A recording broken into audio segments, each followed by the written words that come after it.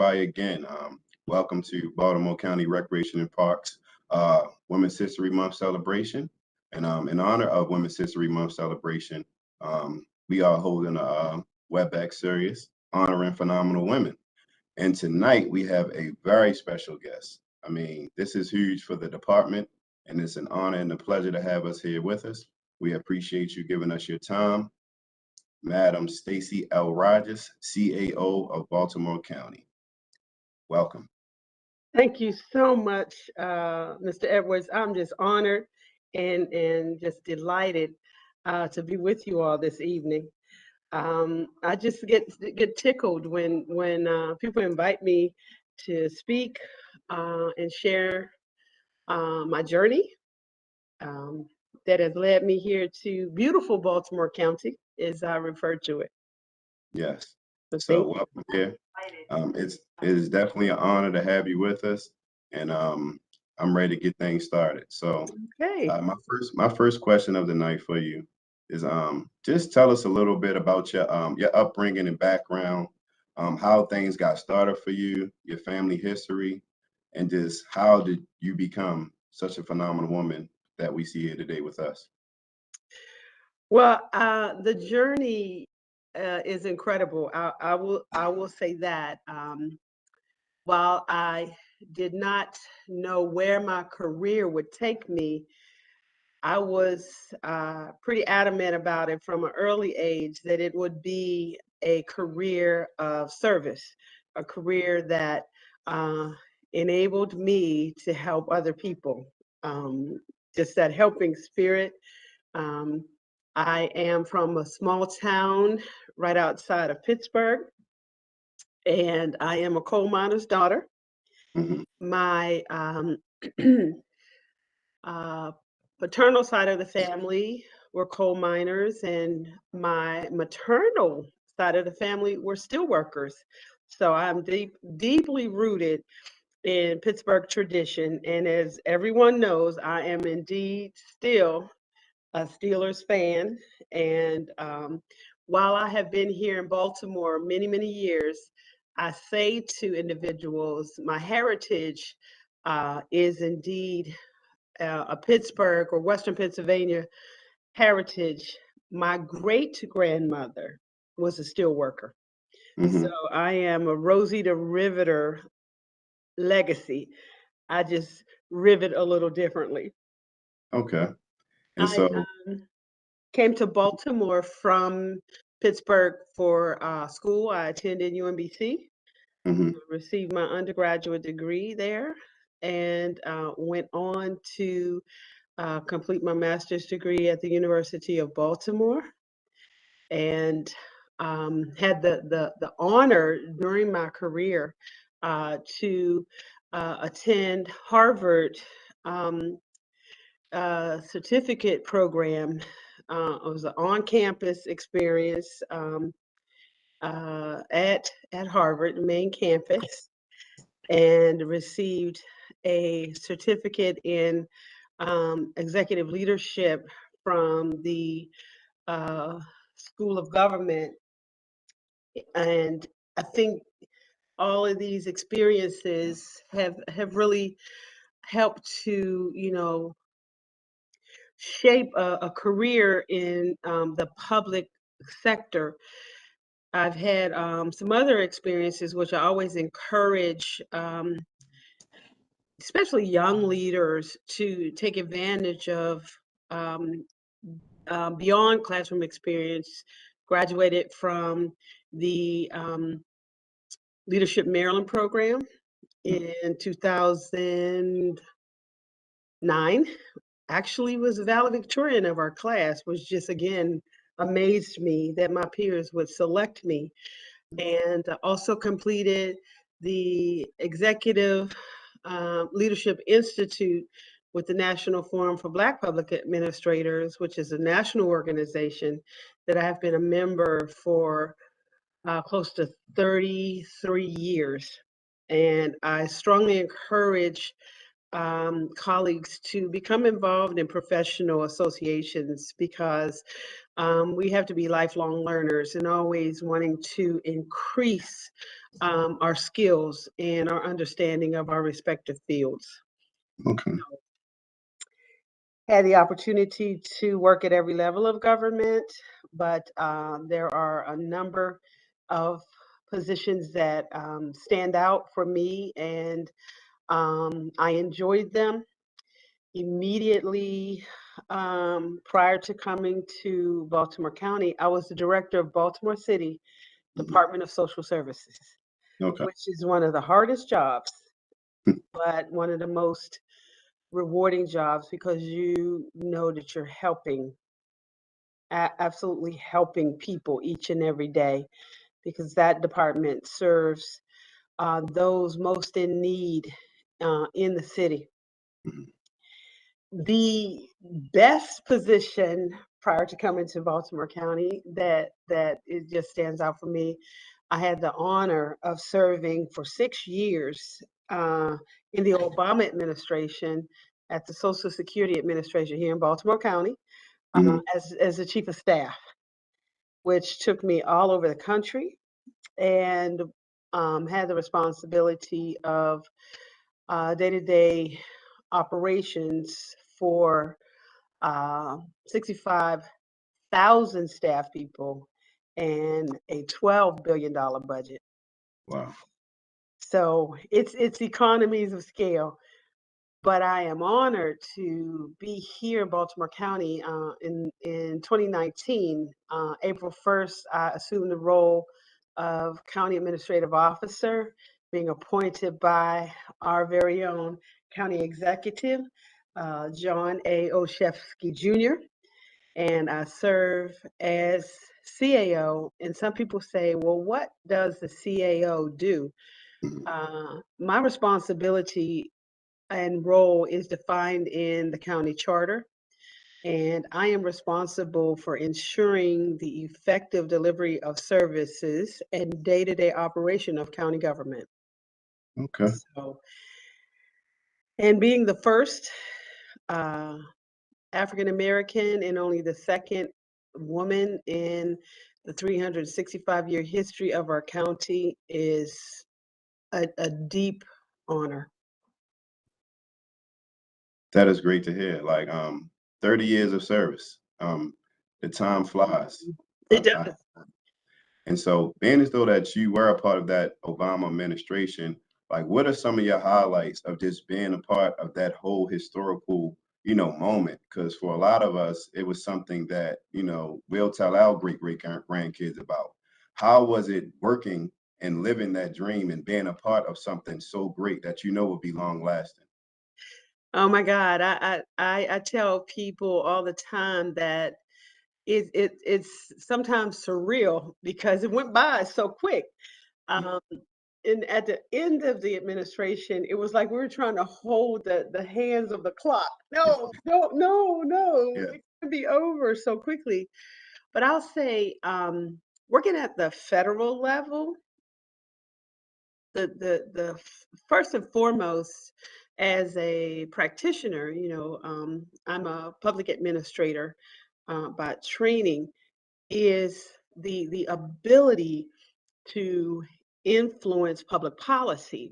In that role, uh, Social Security as an organization touches every single person in this country, from cradle to grave.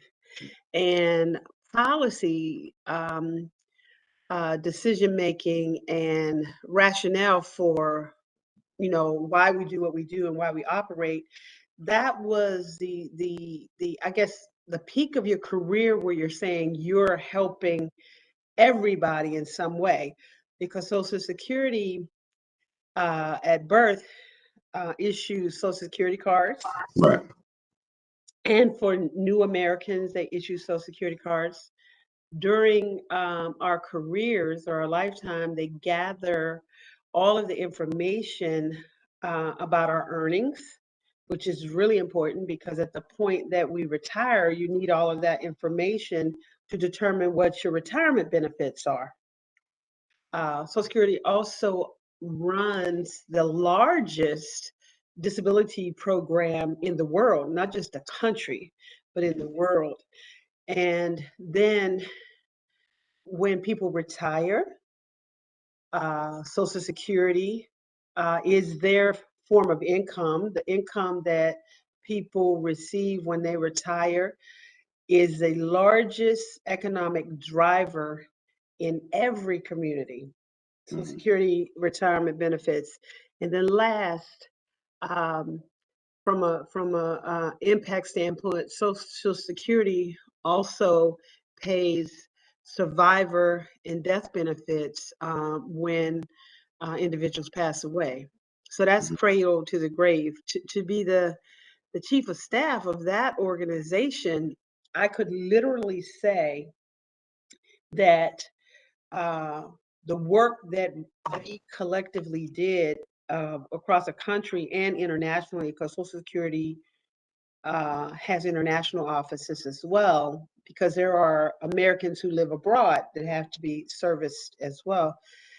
It is just something that you'll never forget, because you know that you influence policy that will, unless it's repealed, will be in place, into perpetuity. And you can smile when people say, "Oh, I got my Social Security replacement card online. I didn't have to go to an office." Right. That was one of our projects. Oh, wow. Wow. So, it's like the impact and the true legacy is when you can look back at your tenure in an organization and see the difference that you made and what's different. At the end of the day, or who has been helped or what has been made different. That's how you measure your success. It's really not while you're in the job. Mhm. So that in itself, and I think just meeting the Obamas, especially uh, with the president. I mean, just in awe of who this man is, the leader of uh, the most important country in the world. Just as friendly and you know makes jokes and laughs and talks to you. And there's a picture on my wall behind my desk at work where he, my mentor, and Mrs. Obama and I took a picture. And when I look at that picture, and I often do pause and look at that picture, it just brings back that warm feeling. And I'll say the other funny thing about that, I was talking with Mrs. Obama at a activity, and I was just telling her just how excited I was for her Let's Move campaign for children. And I said, it's just fascinating and fabulous because that touched, every American school. And she hugged me and kissed me on my cheek. And so I was calling everybody like, Michelle Obama just kissed me on my cheek. I'm never washing my cheek again. I mean, so it was, I'll never forget that. We were treated like royalty with them because we were a part of the administration. So I value that and hold that dear. But I also say here in Baltimore County, I have that same kind of excitement because the county executive is truly a visionary. He is a authentic leader. He's passionate. He's spiritual, and my job is to help take his visions and make them a reality. Working with all of the directors, and I have to give Director Rosalind Johnson my shout out because we have spent lots of late nights, weekends, drive time in the car. I'm just amazed and just in awe of her creativity and her dedication and her tenacity. And many people think we're related. We are sisters of the spirit. We're sisters of the spirit, intentional about making life better. here in beautiful Baltimore County. Hmm. Great to hear. I can see the glow and the joy in you when you speak about that time with the Obama administration. Like Oh, yeah. you're truly lighting up as you speak about and think about those moments in time that you had with that administration. I heard you speak a little about your mentor, and I know, just reading up on you, I know the name Carolyn W. Colvin means a lot to you. So, what would you give advice to our young women as far as finding the right mentor? And can you speak on that relationship that you had with Miss Colvin over your 30-year career? I, that is a highlight as well, because one thing that I will say, I've said many times, is that to have potential is one thing, Mhm. but to have the opportunity to demonstrate the potential is another. And that's where mentoring relationships really, really help. Mrs. Colvin, I was paired with her through my professional association for the National Forum for Black Public Administrators. And there are a lot of professional associations that are discipline driven associations. Like, I know we're so pleased and proud of Director Johnson Yes. ascending to the presidency of the National Recreation and Parks Association. So that's a discipline of recreation and park executives. Well, the difference with NFBPA, the National Forum for Black Public Administrators, is that it's multidisciplinary. You will find individuals from rec and parks, human services, transportation, public works, all disciplines are members, elected officials. So we have a premier program, which is the mentor program, where young emerging professionals, maybe 5 years, 5 to 7 years in their career, Hmm. are paired with individuals. So I was just fortunate enough to be um, paired with Mrs. Colvin. She was at the time the Secretary of Human Services at the state level, and I was paired with her, and we hit it off. I mean, I learned so much from Ms. Colvin. I refer to Ms. Colvin as my professional mother, Hmm. because your birth mother and grandmothers and family members help to shape and mold you and give you a spiritual and, just a foundation in, you know, what is right, what is right to do. And then you go through your career, and then you begin to become professionally groomed.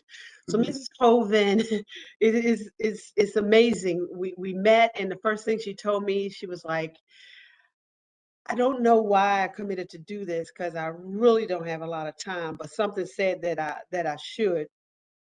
And so after that first year, uh, she began to promote me. And then as she moved around in her career, wherever she went, I went. And Yes. that's how I've moved around. But I'll say that we have a little funny story about that. She'll say, I mentored her and then I just couldn't get rid of her. So I just took her with me. I say, she mentored me, saw how valuable I was to her success, and I went along with her. But I had the opportunity to serve in roles. I've been the chief of staff of organizations. I've been again, like, the director of an agency, deputy director. Oversight over local departments of social services, all 24 local departments of social services, as a director, the deputy secretary of a state agency. But having that person to shape you, to Hmm. give you constructive feedback. I don't use the word criticism, because if you look at the definition of criticism, it has a negative connotation.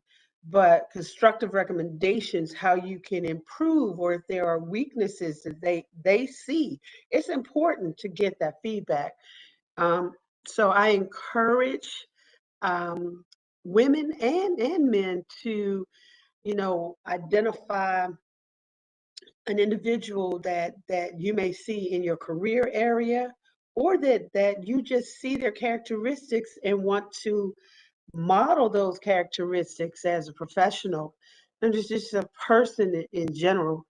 So within professional associations, you have those kind of programs, but without even being in a program, you can do that. You can do informational interviews with people, or you can say, I've observed you.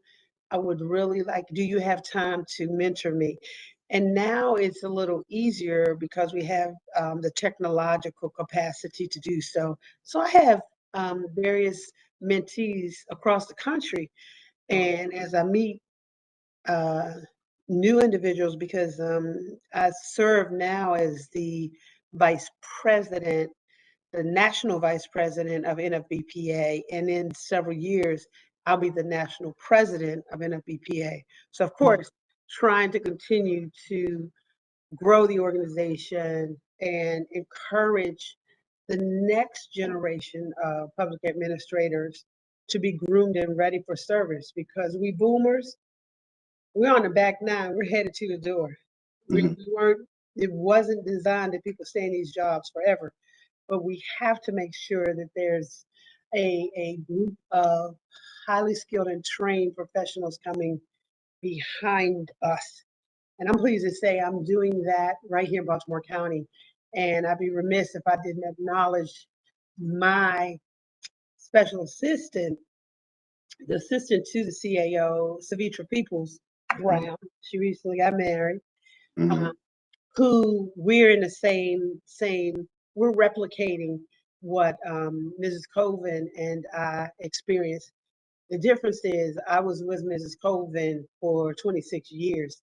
Uh, Mhm. I told Savitra, I don't have 26 years to give you Right. because I'm on the back nine, but Mhm. we'll get a good 10 in, and it's my job to make sure she has experiences and opportunities the same way I did. So Right. mentoring is a very, very important role. I mean, has a is an important component of your professional development. Mhm. So I understand, like, I'm going to backtrack a little bit because, just in my research about you, I was, highly impressed.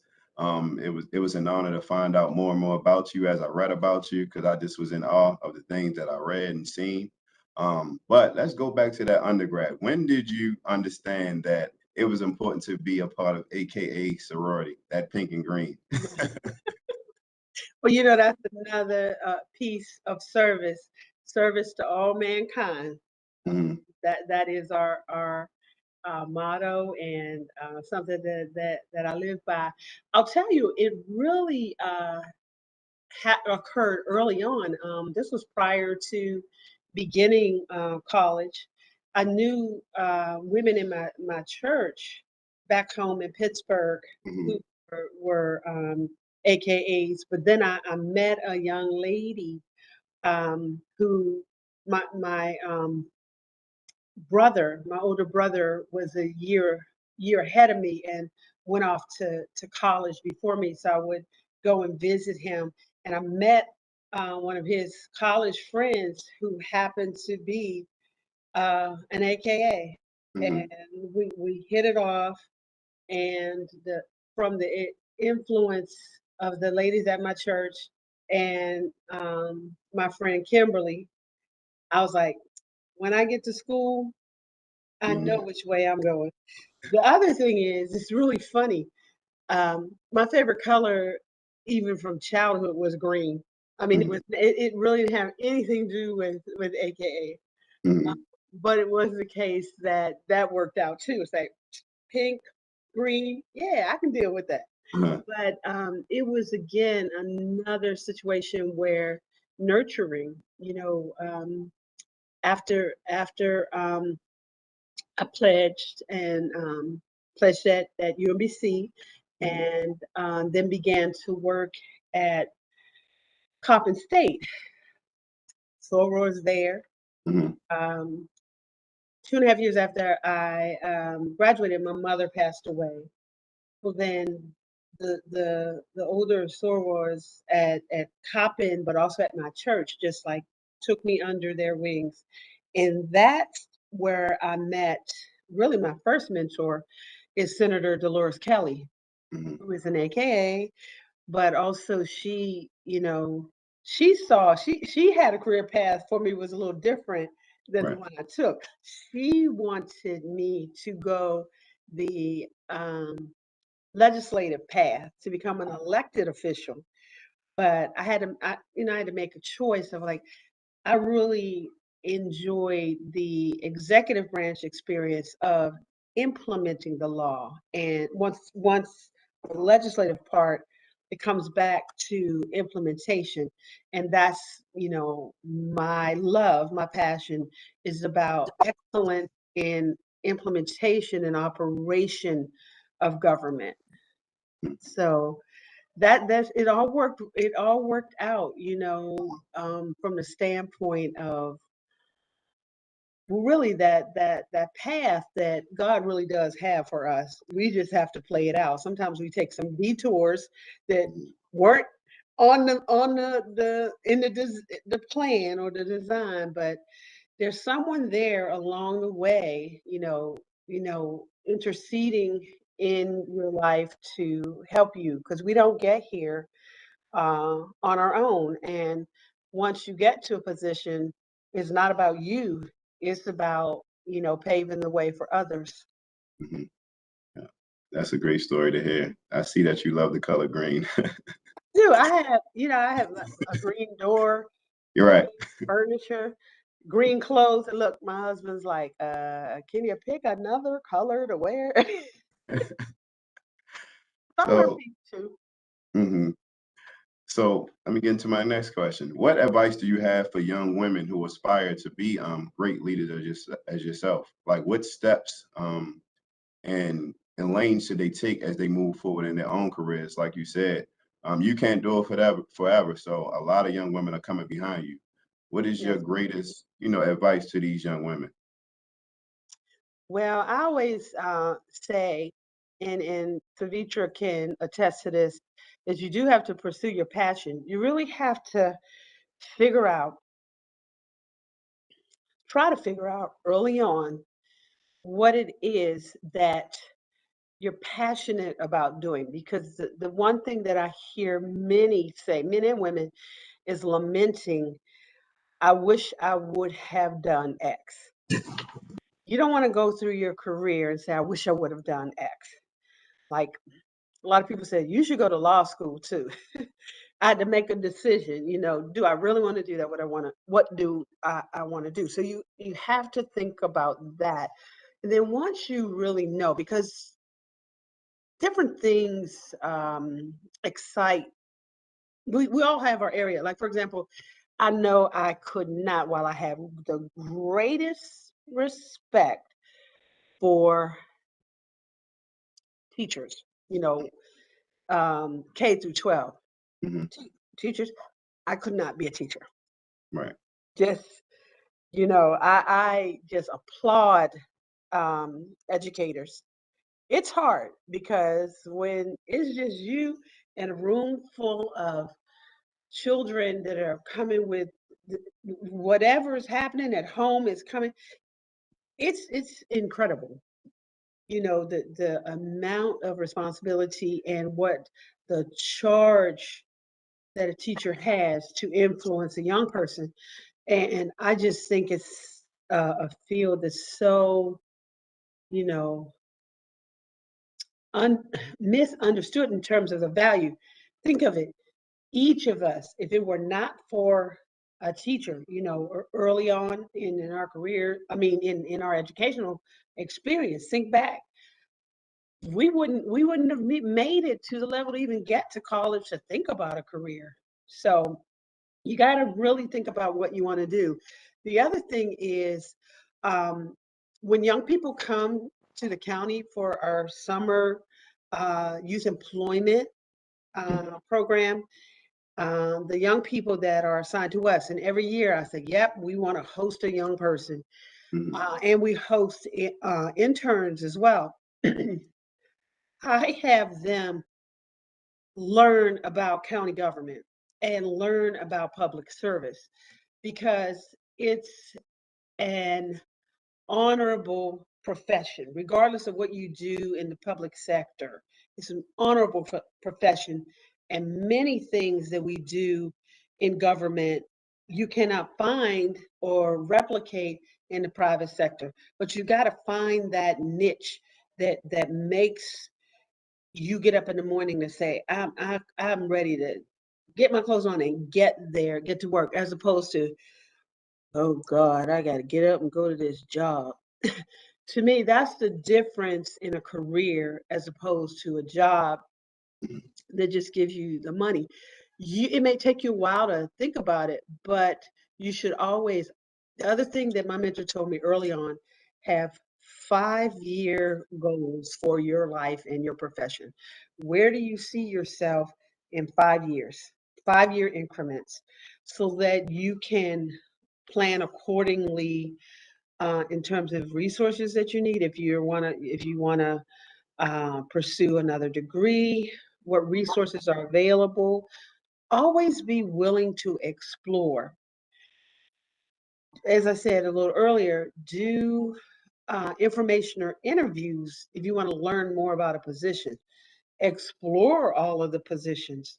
The other thing that are out there in a particular field, there are assessment tools that can help you decide whether your skills and characteristics are suited for something you want to do. Another thing that I know from early on, they had a skills assessment test, the Strong Campbell vocational assessment test. When we were in high school, I took the test, and one thing it said to me, it said avoid culinary arts. Just based on that, to this day, I'm like, avoid culinary arts. So, I don't like to, I can cook. I don't like to cook. That was what the Strong Campbell vocational assessment said. That's my story. I'm sticking with it. Mm-hmm. So when I met my husband, I told him, I said, look, I can cook, but that's not the thing I like to do. Is that a problem? He was like, oh no, because I love to cook. Wow. So you do that. But the other thing is be open to opportunity, because now, given the global economy, be willing to relocate if you have the ability, because in public management, I have a lot of friends who have crisscrossed the country in jobs. I've been very blessed and fortunate, because while I've had 7 different tours of duty, as I call them, they've all been here in the region. I say I've circled the Beltway twice.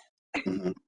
But you have to be open to, you know, move around, to explore, but, having that plan, really defining, this is what I want to do. I want to get a master's degree in X. I want to get a certification. Um, in 10 years, I would like to be X, the manager of Y program. So what is it going to take you to get there? And articulate your vision. Let people know that's what you want to do. Um, Engage in professional associations, and then you have a broader network, and articulate, here's my vision for where I'd like to go. Can you give me some insight? That happens inside sororities, but it also happens in professional associations. Mm-hmm. So as you stated, this is your 7 tours of duty. You're on your 7th tour right now with Baltimore County. As you take this, this at the latest stage of your career, how do you see this, last tour going for you? Like, where are you at? Like, is it a shining moment? Like, do you feel like, oh, I spent 30 years, it's coming to an end? Or are you ready to keep on pushing and moving forward as, you continue to try to grow, our future for everyone? Well, I say, and I've said this for a long time, I'm a planner. Hmm.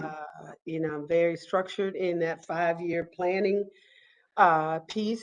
I think everyone should plan to retire, really strategically think it out. Um, 7 is, of course, the number of completion. Wow. 7 is the number of completion. Mm-hmm. It was God's plan to have me come home to Baltimore County to round out my career, and I couldn't be happier because this is where I've lived for almost 40 years, and to have the opportunity to use my skills, my passion, creativity, and to have a leader like the county executive who trusts me enough to do the work that I'm charged to do. That's just a blessing beyond blessings. Um, I'm it's moving quickly. The time is moving quickly, and Savitra and I and several of the directors, my direct reports, which are the department directors, I tell them, periodically, yep, you got 4 years, 9 months, and 14 days. But I say that in a very deliberate way as well, because knowing that we're term limited, this goes back to the Obama's administration as well. We only have a set amount of time to get work accomplished, to make a difference, to make this a better Baltimore County. And you have to work with a sense of urgency when you're an appointee. But when you're at the end of your career, you've got to work with the sense of urgency because that finite date is coming. And I Hmm. think professionally, um, colleagues should plan. It's the thing that's the saddest is people don't plan, not only intellectually plan, but financially plan Hmm. to retire and end up having to work. Hmm. That it shouldn't be that way. We need to instill in young workers, young people, you have to start planning for retirement day one financially, investing in yourself up front with 401k, ensuring that if you are in an organization that has a pension plan, that you invest. If there's a match available, that you take the max, not the minimum. Don't leave money on the table. You've got to invest in yourself because if God blesses you to get old, you're going to need money. And one of the things that concerns me, um, having spent those 6 years at Social Security, the number of people who work and earn excellent salaries throughout their career, but when it comes time to retire, they're not financially ready to retire Hmm. and they have to do something else. Or the difference, I did a workshop several times for the young uh, government professionals, was the group. I asked one basic question: what is the difference between a pension and a defined contribution? Maybe two, there were 50 young professionals in the room, maybe two or three understood that. A pension is for life. Hmm. When you retire, you have a set amount of money for life. A defined contribution, when you retire, you get payments out of what's in there. And you might have more life than you have money. Wow. So when you start thinking about leaving a job or whatever and moving, I just had this heart to heart talk recently with a young professional who I really, really admire and wish them well. But they were moving from a defined, a pension situation to a defined contribution, 401k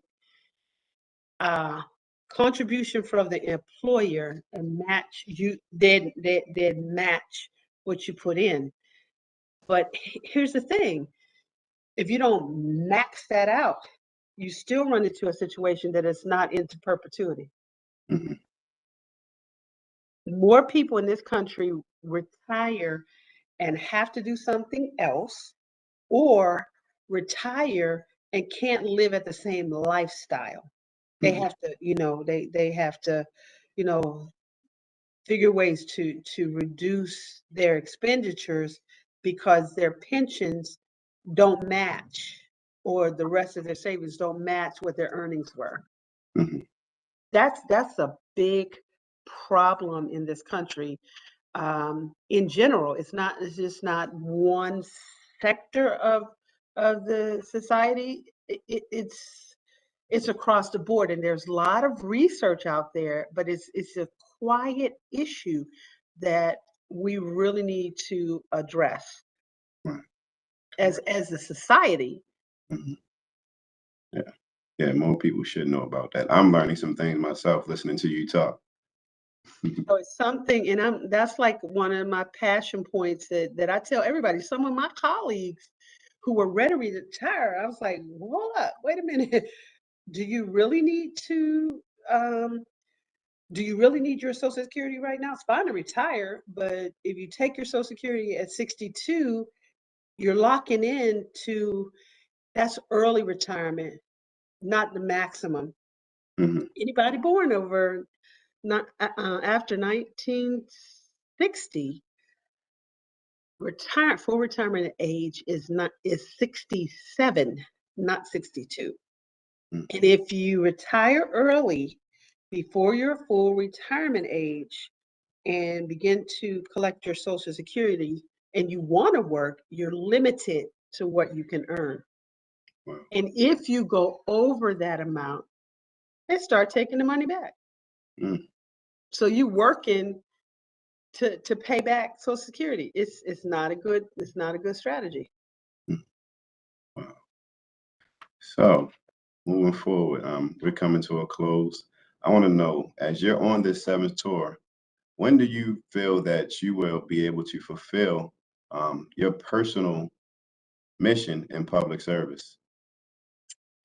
Well, I feel that we will be able to complete. When I say we, I often speak in the collective, because it's not me who completes or makes everything happen. I help to influence policy. I help to, advocate for resources, things like that. But it takes a collective.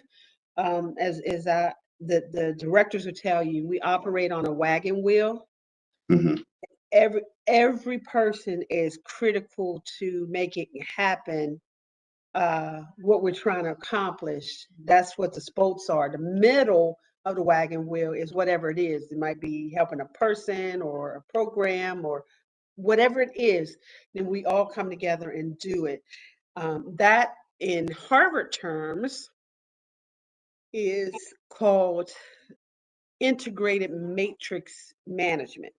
Mm-hmm. That it takes everybody, no one person, one agency, uh, one department can make it happen all by yourselves, just the nature of government. But what I think I will be able to accomplish, because I see it happening already, the county government will, when it's all said and done, which is December of 2026 for us, the Baltimore County will be recognized as a best practice, well-run jurisdiction with focus on excellence in public management. That's the goal. And how do we know that? We'll know that by the number of jurisdictions that come to benchmark with us, because you've got Maryland Association of Counties, you've got the National Association of Counties. People come in and say, well, how did you do that? How did Recreation and Parks implement equity? How did the county government as a whole implement outcome-based budgeting. How do we solve our trash problem?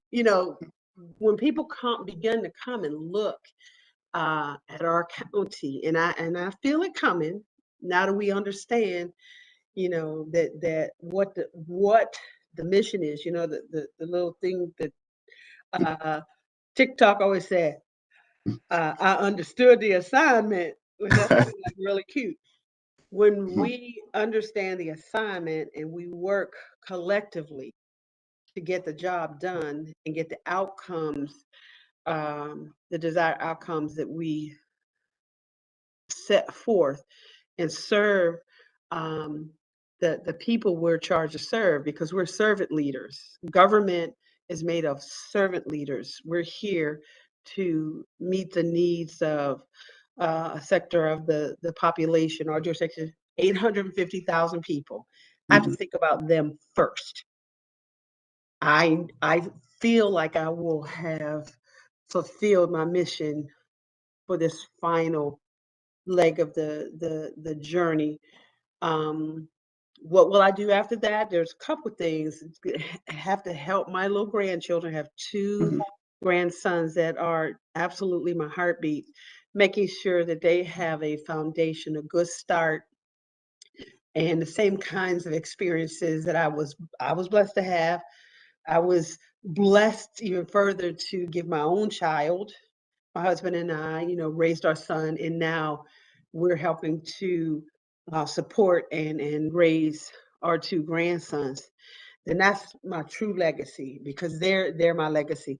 But my legacy across all of the 7 tours of duty in my career, or in my journey, is the number of young professionals who I've had the opportunity and blessing to touch, mentor, and help them understand passion, commitment, and public service. There's no greater honor, excuse me, than to work in the public sector and give of yourself. We may not get rich, but we still have we're rich in terms of the satisfaction in knowing that we make communities better, we make lives better for people, we ensure that people are safe, we ensure that seniors are cared for, we and definitely we ensure that children get quality education, and the facilities that they're in are maintained, and the physical experience that they have in school rooms, that they have state of the art recreation and parks facilities, Yeah. that we have a reasonable way to ensure that we have a place for our trash to go when we just mindlessly put it in the trash. What happens to it when it goes? What something has to happen to it when it goes to be disposed of. That we have trees in our community, because this is the whole lens of social equity. Everything that I just described is in Baltimore County strategic plan. hmm Okay. So as we come to a close, I'm going to open the floor up for our guests who are tuned in watching us. So if you have any questions for Madam CAO Rodgers, now is the time to ask them. You can put all your questions in the chat. Let's see if I can get to the chat.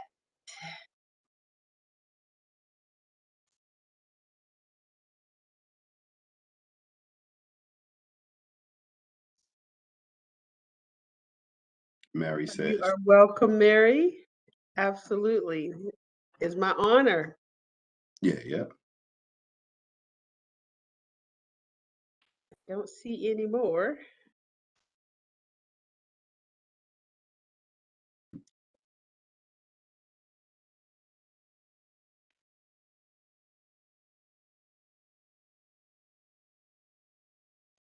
See, Bob says, go slow to go fast, one of my favorites. That's right.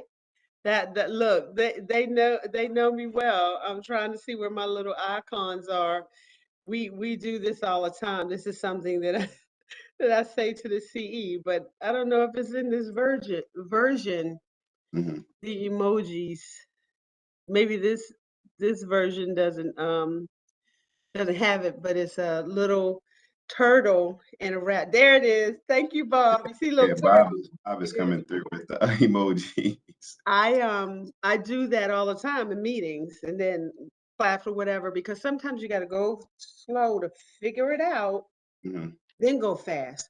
But if you go fast and just throw it together, sometimes you end up with unintended consequences. Hmm. So we have a question from Mary. She asks, what was the most challenging part of working with or for the Obama administration?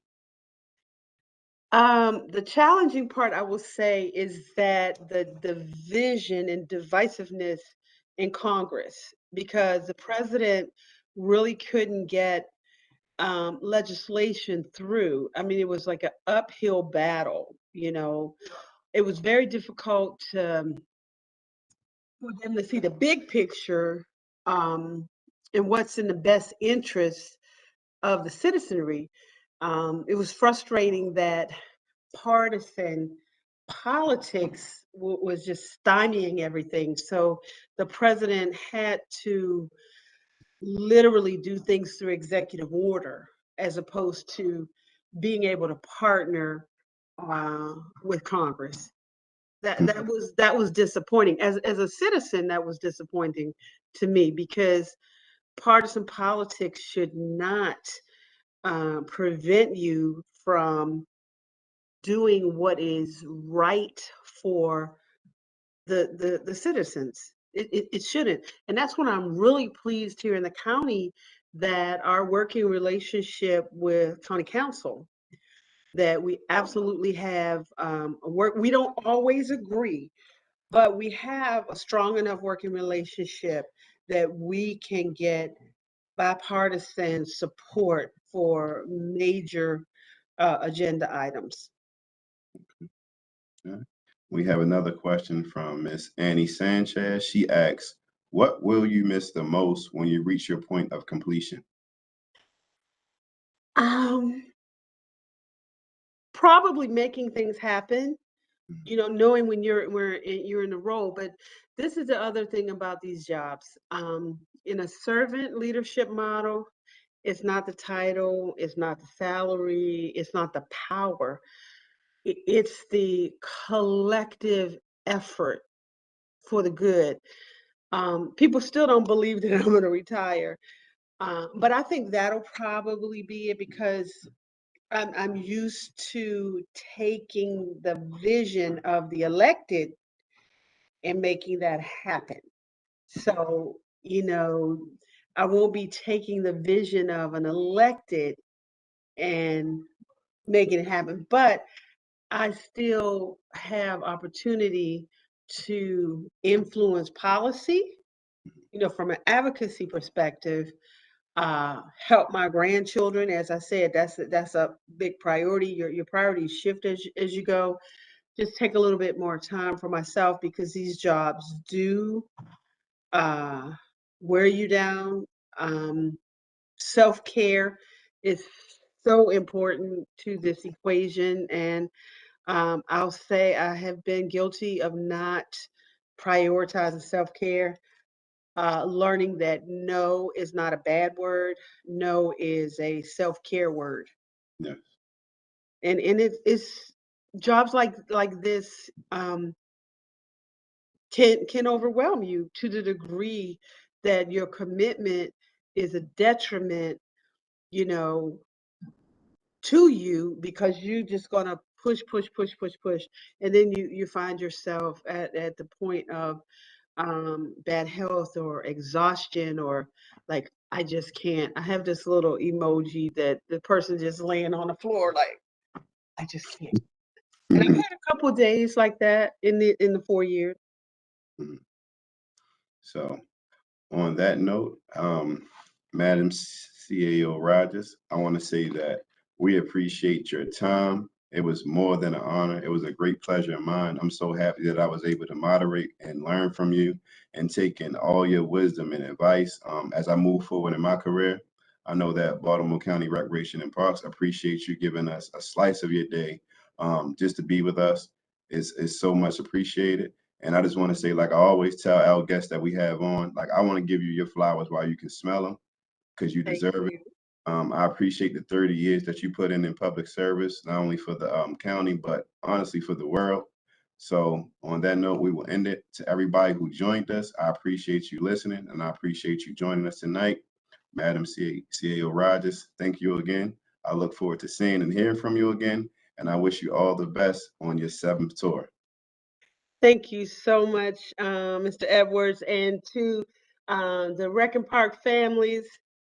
It's my honor to advocate for you and serve with you. You all are just rock stars, each and every one of you, and you have a rock star leader. Take care of her as well. And I'll end with just this. This is something Maya Angelou said. Number one, people may not remember what you did for them, but people will always remember how you made them feel. Mhm. And personally, I'll say that's my goal, to always make people feel that they're special, they're important, and to help them in any way that I can. That's my charge. To whom much is given, much is required. Yes. And on that note, guys, thank you all. Have a blessed night. Good night, everybody. Good night.